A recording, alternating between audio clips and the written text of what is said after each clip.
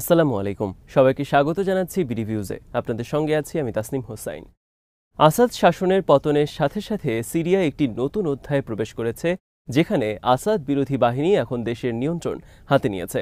মাত্র ১১ দিনের অভিযানে আসাদ সরকারের কয়েক দশকের শাসনের পতন হয়। বাশার আল আসাদ মস্কোতে পালিয়ে যেতে বাধ্য হন। বাশার সরকারের আমলে শেষ ১৩ বছর ধরে চলমান গৃহযুদ্ধে সিরিয়া অনেকটাই বিপর্যস্ত হয়ে পড়েছে।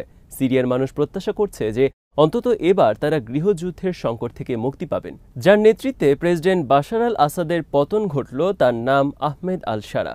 টিআরটি ওয়ার্ল্ডের তথ্যের আলোকে সিরিয়ার এই নতুন নায়কের সম্পর্কে কিছু ভিন্ন তথ্য থাকছে আজকের প্রতিবেদনে।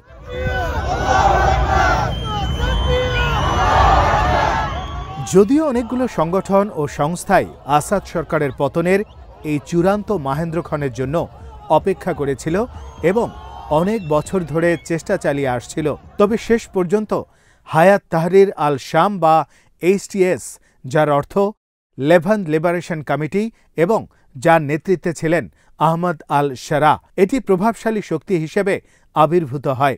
এই আহমদ আল শারা আবার আবু মোহাম্মদ আল জোলানি নামেও পরিচিত।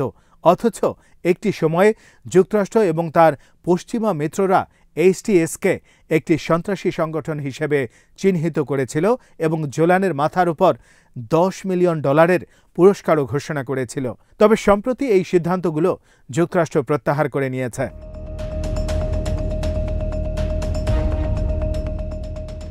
৪২ বছর বয়সী এই সিরীয় নেতা যুদ্ধবিধ্বস্ত দেশে একটি অপরিহার্য শক্তি হিসেবে আবির্ভূত হয়েছেন। দেশটিতে তার প্রভাব এই মুহূর্তে খুবই বেশি। ডিসেম্বর মাসের শেষ দিকে তুরস্ক ও ইউক্রেনের পররাষ্ট্রমন্ত্রীদের পাশাপাশি যুক্তরাষ্ট্র এবং যুক্তরাজ্যের শীর্ষ কূটনীতিকরাও শারার সাথে সাক্ষাৎ করেন। এর মধ্য দিয়ে শারা নতুন সিরিয়ার প্রকৃত নেতা হিসেবে আবির্ভূত হন।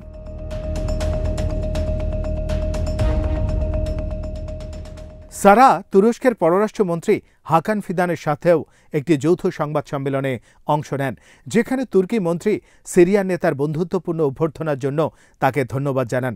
হাকান ফিদান সে সময় সারার সম্পর্কে মন্তব্য করতে গিয়ে বলেন, আমি দেখেছি যে সারা এবং তার সহযোগীরা নতুন ব্যবস্থার প্রতিষ্ঠা ও রূপান্তর প্রক্রিয়া সম্পর্কে খুবই পরিষ্কার ধারণা রাখেন। ফিদান এবং সারা দামেস্কের বিখ্যাত মাউন্ট ক্যাসিয়নে চা পান করেন। এই শপটি রাজধানী দামেস্কের প্রাণকেন্দ্রে অবস্থিত। মাউন্ট ক্যাসিয়নকে পৌরাণিক ঘটনাস্থল হিসেবেও বিবেচনা করা হয়, কেননা ইসলাম ও খ্রিস্টান ধর্মের তথ্য অনুযায়ী ঘটনাস্থলেই আদম আলাইহিস সালামের সন্তান হাবিল কাবিলকে হত্যা করেন।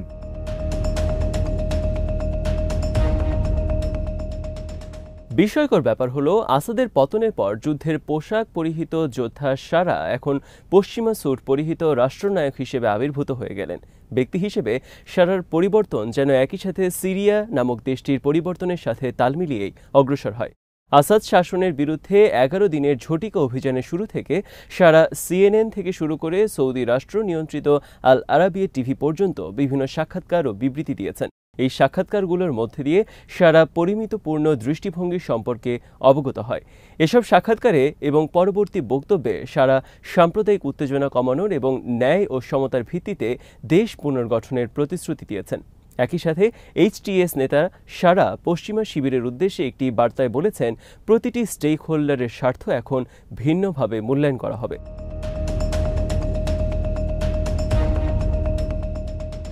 আবার পশ্চিমাদেরকে অবাক করে দিয়ে তিনি আসাদ শাসনের মিত্র রাশিয়ার সাথে কাজ করারও প্রস্তাব দেন এবং ইরানের উদ্দেশ্যে একটি আপোষমূলক বার্তা পাঠান।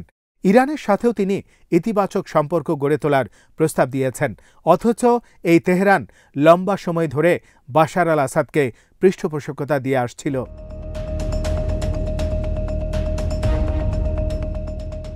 দামেস্ক জয়ের পর ঐতিহাসিক উমাইয়া মসজিদে দেয়া এক খুতবায় সিরিয়ার জনগণকে উদ্দেশ্য করে তিনি বলেন, এই নতুন বিজয় এই অঞ্চলের ইতিহাসে একটি নতুন অধ্যায়ের সূচনা করে।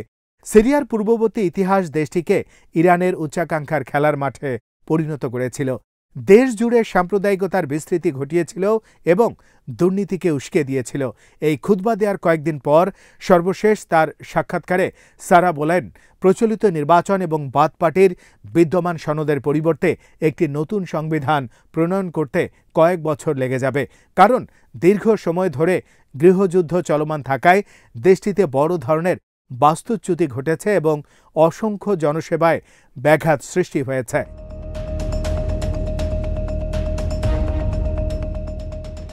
বাইডেন প্রশাসনে ইঙ্গিত দিয়েছে যে সারার পদক্ষেপের উপর নির্ভর করে ওয়াশিংটন এইচটিএসকে যুক্তরাষ্ট্রের সন্ত্রাসী তালিকা থেকে সরানোর বিষয়টি বিবেচনা করতে পারে। সিরিয়া থেকে পরিস্থিতি পরিবর্তনের পর গত 8ই ডিসেম্বর বাইডেন বলেছিলেন, আমরা সাম্প্রতিক দিনে এই বিদ্রোহী গোষ্ঠীগুলোর নেতাদের বিবৃতি লক্ষ্য করেছি এবং তারা এখন সঠিক কথা বলছে, কিন্তু তারা যখন আরও বড় দায়িত্ব নেবে তখন আমরা শুধু তাদের কথাই নয়, তাদের কাজও মূল্যায়ন করব। এক সাম্প্রতিক সাক্ষাৎকারে সারা পশ্চিমা নেতৃত্বের কাছে নিষেধাজ্ঞা তুলে নেয়ার আহ্বান জানিয়েছেন, কারণ তার মতে এই নিষেধাজ্ঞার সিদ্ধান্তগুলো আসাদ শাসনের অপরাধের মানদণ্ডের ভিত্তিতে জারি করা হয়েছিল। আসাদের পতনের পর সে বাস্তবতা এখন আর নেই, ফলে জোলানের মতে এই নিষেধাজ্ঞাগুলো স্বয়ংক্রিয়ভাবে এখন অপসারণ করা উচিত।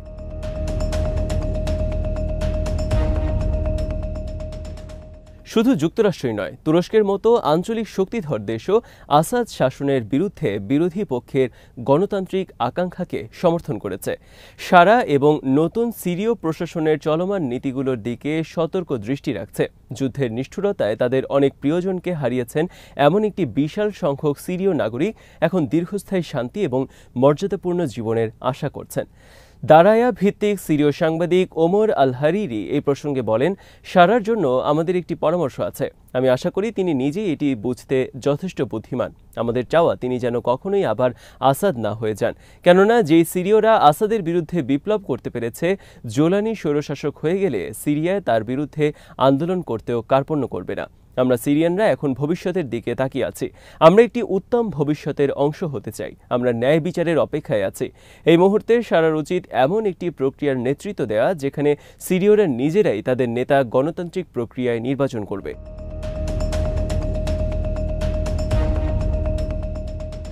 সারা নিজেও সম্প্রতি গণতান্ত্রিক ব্যবস্থার প্রতি তার খোলামেলা মনোভাব দেখিয়েছেন। তিনি আরও বলেছেন যে এইচটিএস এবং এর সশস্ত্র মিত্ররা জনগণের দ্বারা নির্বাচিত কাউন্সিল এবং প্রতিষ্ঠান ভিত্তিক একটি রাষ্ট্র গঠন করার পরিকল্পনা করছে। তবে গত মার্চ মাসে তিনি তার পূর্ববর্তী শক্ত ঘাঁটি ইদলিবে বড় ধরনের বিক্ষোভের মুখোমুখি হন। সেখানে বিক্ষোভকারীরা তাকে দুর্নীতি এবং দমনপীড়নের অভিযোগে অভিযুক্ত করেছিলেন।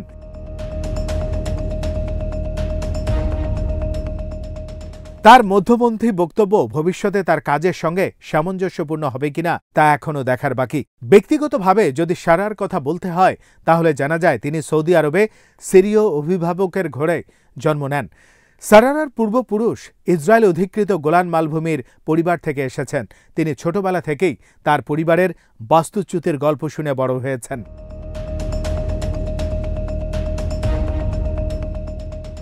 গোলান মালভূমি 1967 সালে আরব ইসরায়েল যুদ্ধের সময় ইসরায়েল দখল করে নেয়। ফলে সারার পরিবার সহ সেখানকার অধিবাসীরা গৃহহীন হয়ে পড়েন। সারার নেতৃত্বে আসাদের ক্ষমতাচ্যুতি যেন জীবনের একটি সার্কেলের মতো, যেখানে ইতিহাসের একটি নান্দনিক পুনরাবৃত্তি হয়।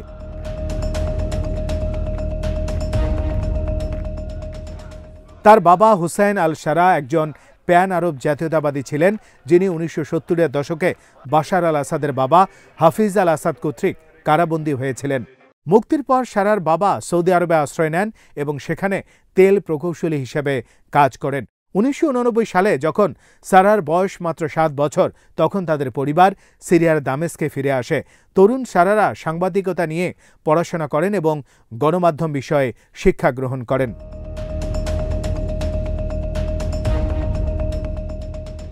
2000-এর দশকে দ্বিতীয় ইন্তিফাদা সারার জীবনে গভীরভাবে প্রভাব ফেলে।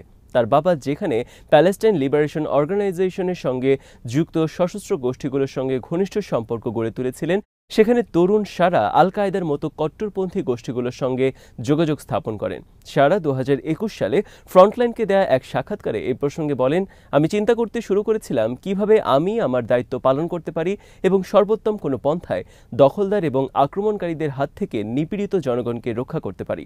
এরপর 2003 সালে মার্কিন যুক্তরাষ্ট্রের ইরাক আক্রমণের পূর্ববর্তী মাসগুলোতে তিনি আল কায়েদার সদস্য হন এবং আমেরিকান দখলদার বাহিনীর বিরুদ্ধে যুদ্ধ করেন।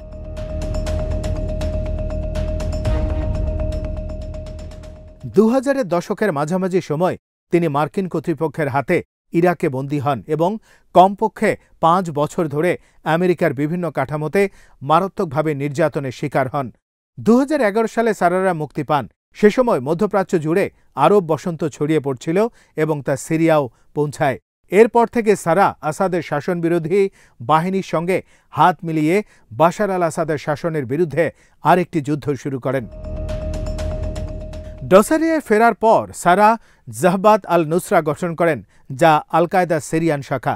2013 সালে যখন দায়েশ সিরিয়াকে দখল করে ইরাকে দখলকৃত অংশগুলোর সঙ্গে সংযুক্ত করতে চেয়েছিল, সারা এর বিদ্রোহ করেন, যা দুটি গোষ্ঠীর মধ্যে সংঘর্ষের সূচনা করে। আমেরিকান নেতৃত্বাধীন জোটের হস্তক্ষেপের কারণে দায়েশ সিরিয়া এবং ইরাক উভয় ক্ষেত্রেই নিয়ন্ত্রণ হারায়, কিন্তু সারার নুসরা ফ্রন্ট টিকে যায় কেবলমাত্র তাদের দায়েশ বিরোধী অবস্থানের কারণে।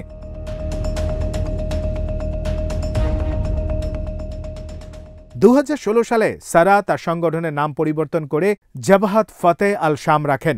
এতেই বোঝা যায় যে তার সংগঠনের নিজস্ব এজেন্ডা রয়েছে, যা আল কায়েদার সঙ্গে সম্পর্কের টানাপোড়েন তৈরি করে। পরের বছর তিনি আবারও সংগঠনের নাম পরিবর্তন করে বর্তমান নামকরণ করেন এবং প্রকাশ্যে ঘোষণা করেন যে এইচটিএস-এর আল কায়েদার সঙ্গে কোনো সম্পর্ক নেই।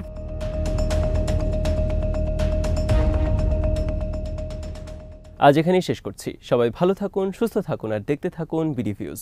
চ্যানেলটি ভালো লাগলে সাবস্ক্রাইব করুন, সংযুক্ত থাকুন আমাদের ফেসবুক পেজে। আল্লাহ হাফেজ।